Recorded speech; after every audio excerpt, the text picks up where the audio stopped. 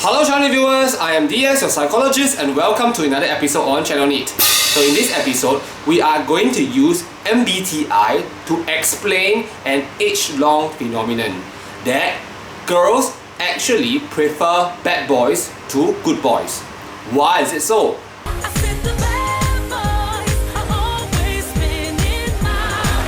So for the purpose of argument and illustration, we are going to disregard whether this statement that girls prefer bad boys or girls prefer bad guys is really true in our real life. So in other words, we are going to assume that this statement is true and we are going to use MBTI to explain why this is so. Next, we are going to talk about the distinction between good guys and bad guys. So using MBTI, it is not hard to distinguish between the two types at all. So what is a bad guy? A bad guy is one who probably doesn't take responsibilities for his action, or one who comes and goes as he likes, cannot commit, and wants only immediate pleasure. So if you know MBTI very well, then this immediately screams P-type individuals, because the P-type individuals use IT functions, and these are the cognitive functions, they are IT functions. So on the other hand, the good guys use superego functions.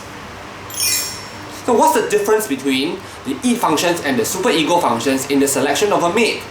So on the surface, these 8 functions are just merely cognitive functions. However, if you dive deeper into understanding these cognitive functions, you will realize that these cognitive functions are either inclined to be more masculine or inclined to be more feminine. Incidentally, the feminine functions are on this side. So the superego functions tend to be more feminine, especially FE.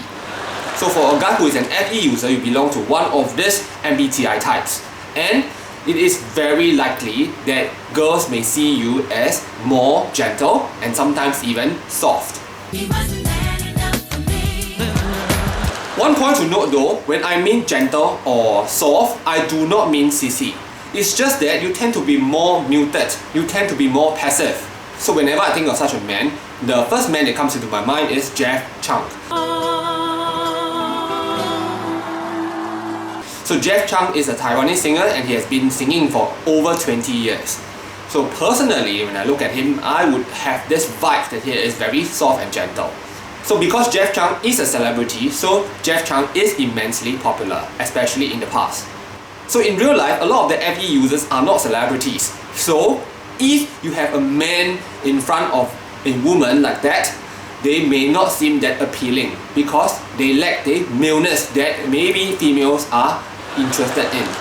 So in politics, our Prime Minister Lee Hsien Loong is commonly being typed as an ESFJ. So Mr. Heng Swee Keat is also commonly being typed in the internet as ISFJ. So these two individuals are typical FE users.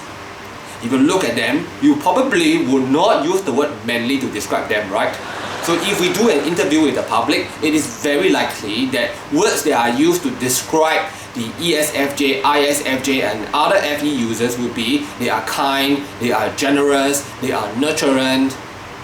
This may not have been immediate characteristic that attract females. Why? Because maleness is lacking.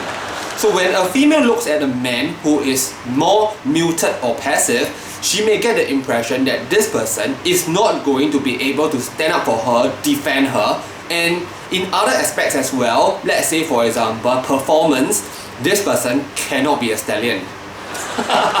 Want none unless you got buns, hun. Of course, for females, this stereotype can be rather enduring, so they might really avoid the softer guys altogether. So on the other hand, SE is a very male function. So they are almost on the go, they seem to be very athletic. So girls may be more attracted to the maleness illustrated in these IT functions. So at this point, I want to mention something interesting about the other superego function, and that's NI. Now NI is a very interesting function. It is rare. Only 8% of the population are NI users. And when a NI user has NI, it serves as a balancer. So NI is either paired with FE or TE. So while FE is a more feminine function, TE is a really masculine function.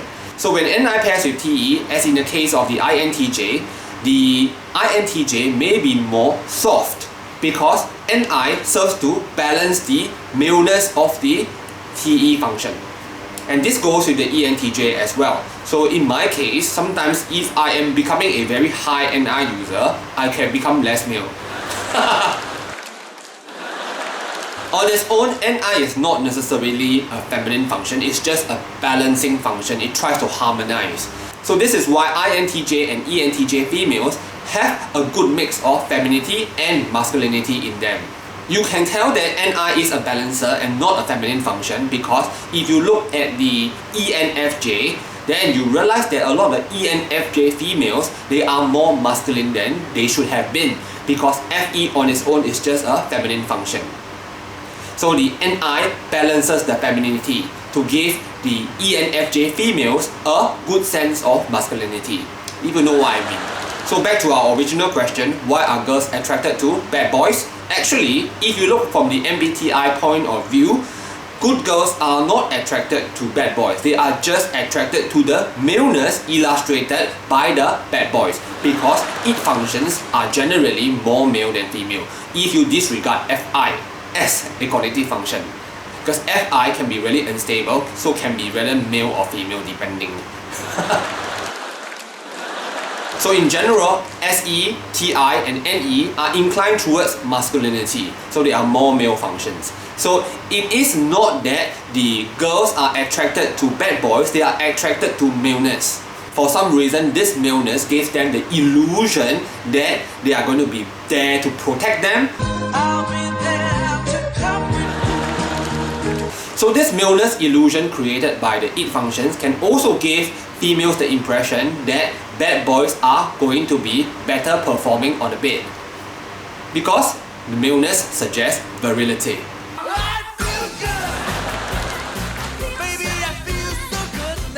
Of course, the superego functions are not all inclined towards femininity. So TE is a more masculine function, but TE as a standalone independent cognitive function is really cold, calculative and in your face. So this function alone is not attractive for females at all because there is a lack of the fun element.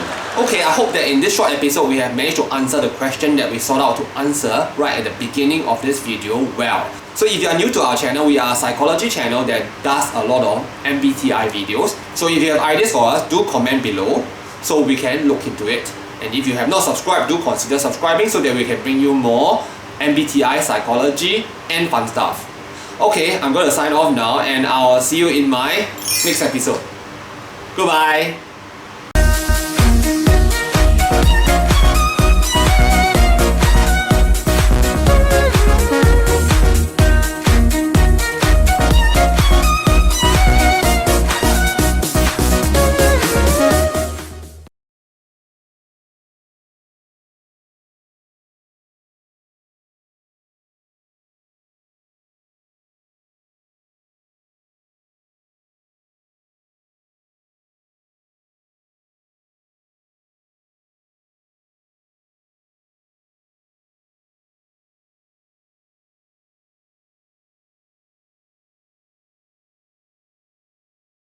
Of course, the superego functions are not all inclined towards femininity, femininity,